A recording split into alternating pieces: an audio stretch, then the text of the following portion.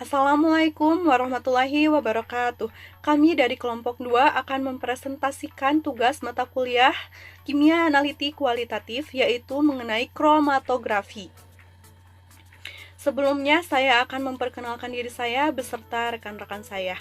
Perkenalkan, nama saya Siti Herawati dari program studi D4 Teknologi Laboratorium Medik dengan NPM 5120010. Dan di sini ada rekan saya, ada Alika Zalzabila, Amalia Rahayu, Bunga Siti, Christine, Della Puspita, Neng Radifa, Francisca, Gita, Nazilatul, Neneng Nurhayati, Rizky Nurrahman, dan Sonia Ayu.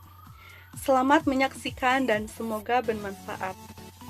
Untuk pemaparan akan dimulai dengan saya sendiri, yaitu mengenai pengertian kromatografi.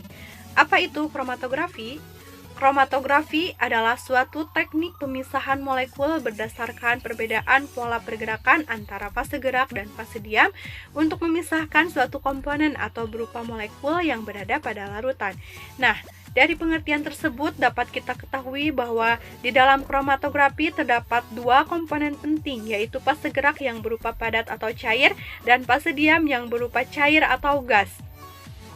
Bila fase diam berupa zat padat aktif, maka teknik ini dikenal dengan kromatografi penyerapan atau adsorption chromatography. Kemudian untuk fase diam berupa zat cair, maka teknik ini dikenal dengan kromatografi partisi atau kromatografi pembagian atau juga partition chromatography. Nah, suatu campuran pewarna dapat dipisahkan dengan teknik kromatografi karena adanya perbedaan kelarutan antara zat penyusun campuran pewarna tersebut. Selain itu, kecepatan bergerak partikel penyusun sangat dipengaruhi oleh ukuran partikel penyusunnya. Misalnya, senyawa yang lebih kecil akan lebih cepat bergerak daripada senyawa yang ukurannya lebih besar. Oke, itu untuk pengertian. Kemudian, pemaparan selanjutnya akan dibawakan oleh rekan saya mengenai prinsip dasar kromatografi. Prinsip dasar kromatografi adalah pemisahan yang didasarkan atas distribusi diferensial dan komponen-komponen cara sampel yang meliputi dua fase, yaitu fase diam dan fase gerak. Pada fase diam, dapat berupa zat padat atau zat cair yang terikat pada suatu permukaan padatan. Contohnya seperti pada kertas atau suatu absorben. Dalam fase gerak dapat berupa cairan sebagai eluen atau pelarut atau gas pembawa yang inert. Kromatografi adsorpsi. Kromatografi adsorpsi merupakan salah satu metode kromatografi yang cukup lama karena pemisahannya didasarkan pada perbedaan sifat afinitas adsorpsi dari komponen sampel pada permukaan padatan aktif. Kromatografi adsorpsi menggunakan fase gerak cairan maupun padatan yang mampu terabsorb pada permukaan fase diamnya. Kromatografi partisi merupakan teknik kromatografi yang dilakukan berdasarkan partisi zat padat di antara dua pelarut yang tidak dapat bercampur. Dalam teknik ini, salah satu di antara pelarut tersebut bertindak sebagai fase diam dan yang lainnya sebagai fase gerak. Salah satu aplikasi dari teknik ini adalah kromatografi cair-cair. Didasarkan pada partisi zat terlarut antara dua pelarut yang tidak bercampur, yaitu fase diam dan fase gerak. Fase diam adalah lapisan zat cair dan zat padat yang berperan sebagai penyangga atau penyokong. Jika fase-fase bergerak dan diam, keduanya berupa zat cair, maka akan diperoleh kromatografi zat cair-cair. Kecepatan bergerak dari suatu komponen dari campuran tidak tergantung pada kelarutannya dalam fase diam, yang berupa zat cair, sehingga senyawa-senyawa yang lebih larut akan bergerak lebih lambat turunnya dalam kolom daripada yang kurang kelarutannya. Selama bergerak, senyawa-senyawa mengalami partisi di antara dua fase, dan pemisahan terjadi karena perbedaan dalam koefisien partisi. Selanjutnya saya akan menjelaskan tentang kromatografi gas padat.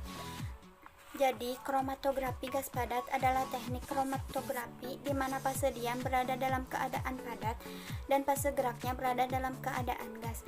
Fase gerak dalam teknik ini berupa gas pembawa, biasanya gas inert seperti helium atau gas yang tidak reaktif seperti nitrogen. Sedangkan fase diamnya adalah senyawa yang digunakan untuk memisahkan komponen dalam campuran. Kromatografi gas padat juga dapat digunakan untuk pemisahan komponen volatil dalam suatu campuran. Komponen volatil ini merupakan senyawa yang mudah membentuk uap. Kromatografi gas padat dapat digunakan pada suhu tinggi karena volatilitasnya yang rendah dan stabilitasnya yang tinggi. Volatilitas di sini menunjukkan seberapa mudahnya suatu senyawa membentuk uap. Kromatografi gas padat lebih efektif untuk pemisahan komponen-komponen dengan massa relatif yang rendah. Dalam teknik ini, baik campuran dan fase gerak berada dalam keadaan gas. Fase gerak dan campurannya akan dipisahkan, lalu dicampur satu sama lain. Kemudian campuran ini dilewatkan melalui fase diam padat.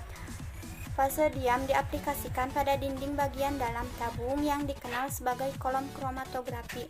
Setelah itu, molekul fase diam dapat berinteraksi dengan molekul dalam fase gerak. Selanjutnya, saya akan menjelaskan tentang kromatografi gas cair. Kromatografi gas cair adalah teknik kromatografi di mana fase diam berada dalam keadaan cair dan fase gerak berada dalam keadaan gas. Dalam teknik ini, fase diam adalah cairan yang tidak mudah menguap. Fase diam ini diterapkan pada dinding bagian dalam tabung yang dikenal sebagai kolom kromatografi. Dinding bagian dalam bertindak sebagai penopang kokoh untuk fase diam. Fase gerak adalah gas inert seperti argon, helium, atau nitrogen. Fase diam diaplikasikan di dalam kolom sebagai lapisan tipis cairan. Fase cair ini sangat membantu dalam mempartisipasi komponen dalam campuran antara fase diam dan fase gerak. Teknik ini lebih menguntungkan daripada kromatografi gas padat dengan berbagai cara. Misalnya, pemisahan komponen sangat tinggi karena lapisan cairan, namun kromatografi gas cair tidak dapat digunakan pada suhu tinggi karena film cairan tipis tidak stabil dan dapat diuapkan. Saya akan menjelaskan mengenai kromatografi penukar ion. Kromatografi penukar ion adalah salah satu teknik pemurnian senyawa spesifik di dalam rautan campuran. Jenis kromatografi ini melibatkan reaksi kimia di dalam pemisahannya. Prinsip utama dalam metode ini didasarkan pada interaksi muatan positif dan negatif antara molekul spesifik dengan matriks yang berada di dalam kolom kromatografi. Metode ini pertama kali dikembangkan oleh ilmuwan yang bernama Thomson pada tahun 1850. Kromatografi penukar ion dapat memastikan ion-ion atau logam kualitatif dan kuantitatif dari sampel. Campuran anion dan kation di dalam suatu sampel dapat diketahui dalam jumlah ion tersebut dapat ditentukan dalam waktu yang relatif singkat. Ion di dalam sampel dengan kepekatan yang sangat rendah masih bisa diukur dengan kromatografi ion. Hal ini dikarenakan teknik ini dapat menentukan tekanan ion logam pada level PPT. Secara umum, terdapat dua jenis kromatografi penukaran ion, yaitu yang pertama adalah kromatografi penukaran kation, yang kedua adalah kromatografi penukaran anion. Kromatografi penukaran kation terjadi bila molekul spesifik yang diinginkan bermuatan positif dan kolom kromatografi yang digunakan bermuatan negatif. Sedangkan kromatografi penukaran anion terjadi bila molekul spesifik yang diinginkan bermuatan negatif dan kolom kromatografi yang digunakan bermuatan positif. Aplikasi dari kromatografi penukar ion biasanya berupa pemisahan ion-ion renik dalam sampel. Misalnya, untuk tujuan pemurnian air minum. Karena resin fase diam mempunyai kapasitas, maka pemisahan tidak dapat dilakukan terus-menerus. Karena permukaan dari siklus penukaran ion akan habis dalam bidang penelitian kimia dan biokimia, kromatografi penukaran ion sering dilakukan untuk pemisahan asam amino atau enzim. Komponen dasar kromatografi penukar ion. Yang pertama ada elemen yang berfungsi sebagai fase gerak yang akan membawa sampel masuk ke dalam kolom pemisah. Yang kedua, ada pompa yang berfungsi untuk mendorong eluen. Yang ketiga, ada injektor berfungsi sebagai tempat masuknya sampel. Yang keempat, ada kolom pemisah ion yang berfungsi untuk memisahkan ion-ion yang ada dalam sampel. Yang kelima, detektor yang berfungsi untuk membaca ion yang lewat ke dalam detektor. Yang terakhir, yang keenam, ada recorder data yang berfungsi untuk merekam dan mengolah data yang masuk. Kelebihan kromatografi penukar ion. Yang pertama, ada kecepatan dalam analisis sampelnya. Yang kedua adalah dapat dilakukan pemisahan berdasarkan keinginan. Misalnya, kation dan anion organik saja atau kation anorganik saja. Yang ketiga adalah pendeteksian yang serempak. Yang keempat, yang terakhir adalah kestabilan pada kolom pemisahnya. Kegunaan-kegunaan dari kromatografi penukar ion adalah: yang pertama adalah untuk menghilangkan ion, yang kedua untuk mengkonsentrasikan komponen berkadar kecil, dan yang ketiga adalah pemisahan asam amino. Saya akan menjelaskan tentang kromatografi kertas. Kromatografi kertas adalah metode analitik yang digunakan untuk memisahkan zat atau bahan kimia yang berwarna, terutama pigmen.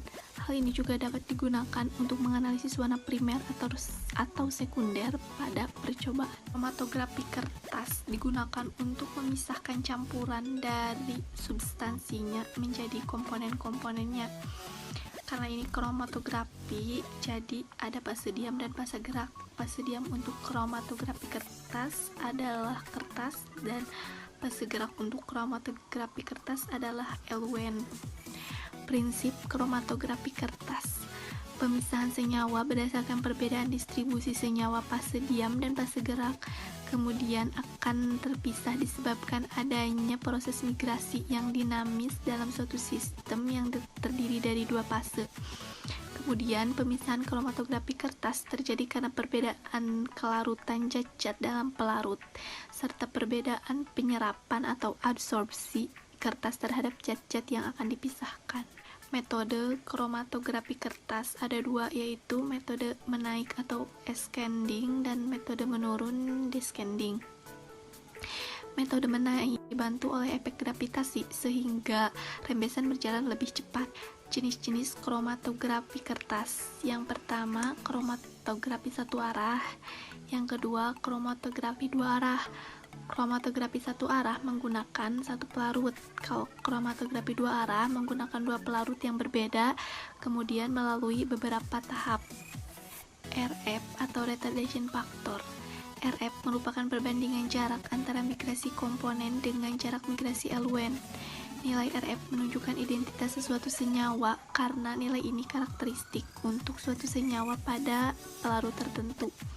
Rumus RF sama dengan jarak dari garis awal pusat noda per jarak dari garis awal ke garis akhir pelarut. Nilai RF sangat penting dalam memaparkan dan membedakan pigmen yang satu dengan pigmen yang lainnya. Faktor yang mempengaruhi harga RF: yang pertama ada pelarut. Perubahan yang sangat kecil dari komposisi pelarut akan menyebabkan harga RF berubah. Kemudian suhu perubahan. Suhu menyebabkan perubahan koefisien partisi dan kecepatan alir. Kemudian ukuran bejana. Volume bejana mempengaruhi homogenitas atmosfer sehingga berpengaruh pada kecepatan penguapan pelarut dari kertas. Kemudian sifat campuran. Karakteristik komponen yang akan dipisahkan mempengaruhi nilai RF sebab kelarutan dalam eluen dan partisi komponen-komponen tersebut di antara fase tetap dan fase gerak berbeda-beda sehingga nilai RF masing-masing komponen akan berubah. Hal yang perlu diperhatikan dalam kromatografi kertas adalah metode, jenis kertas, jenis pelarut, bejana kesetimbangan, pembuatan sampel, waktu eludasi atau pengembangan, metode deteksi dan identifikasi. Kelebihan kromatografi kertas adalah tidak diperlukan peralatan yang teliti dan mahal, dapat diperoleh hasil yang baik walaupun dengan peralatan dan materi yang sederhana. Senyawa yang terpisah dapat dideteksi pada kertas dan diidentifikasi. Adapun kekurangannya, banyaknya permasalahan menyangkut cara pemasukan fase gerak, perampatan fase gerak, dan penggumpalan, kemudian membutuhkan waktu yang cukup lama. Kromatografi lapis tipis adalah salah satu metode pemisahan komponen menggunakan fase diam, berupa plat dengan lapisan bahan adsorben inert. Peralatan KLT menggunakan plat tipis yang memungkinkan dengan adsorben seperti silika gel, aluminium oksida, atau selulosa. Adsorben tersebut berperan sebagai fase diam. Fase gerak yang digunakan dalam KLT sering disebut dengan eluen. Contoh eluen, metanol, etil asetat, acetonitril. Adapun faktor retensi atau RF adalah jarak yang ditempuh oleh komponen lainnya dengan jarak yang dicapai oleh eluen. Rumus RF adalah jarak tempuh komponen dibagi jarak tempuh eluen. Jenis kromatografi selanjutnya yaitu kromatografi gel. Kromatografi gel memiliki nama lain Surface Eclusion Chromatography atau SEC, yang disebut juga Gel Permeation Chromatography atau GPC, Gel Filtration Chromatography atau GFC, merupakan metode kromatografi yang menggunakan partikel berpori untuk memisahkan molekul dengan ukuran yang berbeda. Kromatografi gel umumnya diaplikasikan untuk kompleks makromolekuler seperti protein dan industri polimer, terutama digunakan untuk memisahkan molekul biologis untuk menentukan bobot molekul dan distribusi bobot molekul polimer. Kromatografi gel memiliki beberapa kelebihan dan kekurangan. Kelebihannya antara lain, waktu pemisahan yang cepat dan hasil yang baik, frekuensi tajam sehingga menghasilkan sensitivitas yang baik, sedangkan kekurangan kromatografi gel yaitu hanya sejumlah frekuensi terbatas dapat diakomodasikan dengan skala waktu kromatogram yang pendek. Pengertian kromatografi elektroforesis. Kromatografi elektroforesis adalah teknik yang digunakan untuk memisahkan dan memurnikan suatu makromolekul, khususnya protein dan asam nukleat berdasarkan perbedaan ukuran. Elektroforesis merupakan metode yang paling banyak dipakai saat ini dalam percobaan biokimia dan biologi molekuler.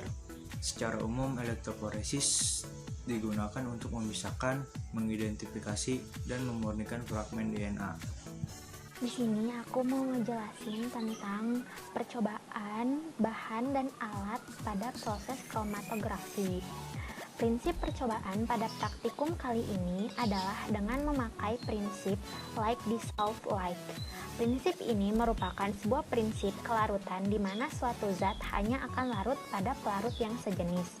Dengan kata lain, zat yang bersifat polar hanya akan larut pada pelarut yang polar juga.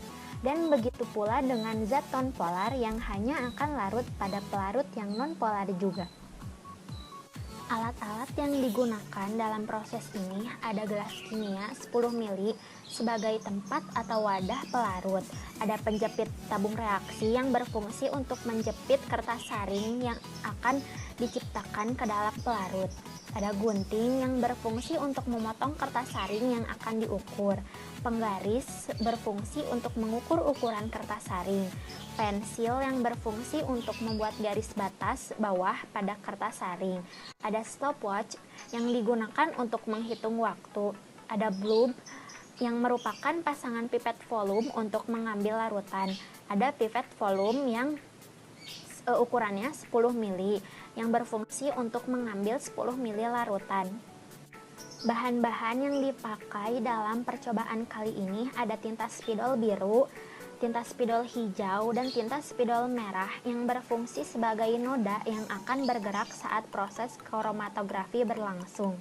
Kertas saring sebagai tempat berjalannya noda, dan aquades yang berfungsi sebagai pelarut. Alkohol dan enheksana juga berfungsi sebagai pelarut. Fungsi perlakuan dalam percobaan kromatografi kali ini antara lain diukurnya kertas saring dengan ukuran panjang 10 cm dan lebar 2 cm berfungsi agar masing-masing kertas saring memiliki ukuran yang sama. Diberi noda pada kertas saring menggunakan tinta spidol juga untuk menentukan sampel komponennya. Dimasukkan kertas saring ke dalam gelas kimia 100 ml untuk memulai proses penguraian. Menggunakan berbagai macam pelarut yang berbeda adalah untuk dapat mengetahui sifat dan perubahan warna, dan diukur menggunakan penggaris adalah untuk mengetahui jarak yang ditempuh komponen dan pelarut setelah proses telah terjadi. Selanjutnya, saya akan menjelaskan kerja tentang kromatografi. Langkah kerja kromatografi adalah yang pertama, dipotong kertas persegi panjang dengan panjang 10 cm dan lebar 2 cm. Yang kedua, diberi garis batas sekitar 1 cm dari batas bawah dan batas atas kertas. Yang ketiga, diberi noda atau titik spidol warna biru pada garis batas bawah. Yang keempat, dimasukkan kertas tersebut ke dalam gelas kimia yang telah diisi dengan aqueous yang tingginya sekitar 0,5 cm sedemikian rupa sehingga posisi kertas tercelup dengan aqueous.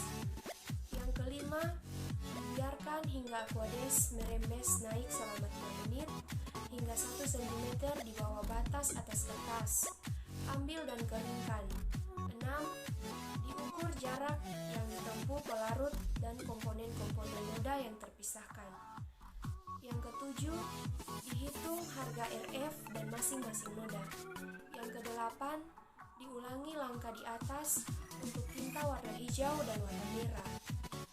9. Diulangi langkah di atas pula dengan menggunakan pelarut masing-masing alkohol dan N-heksana. Cukup sekian penjelasan dari kelompok kita. Mohon maaf bila ada kekurangan. Makasih ya yang udah nonton. Semoga bisa bermanfaat bagi kalian semua. Jangan lupa subscribe, like, and comment. Makasih.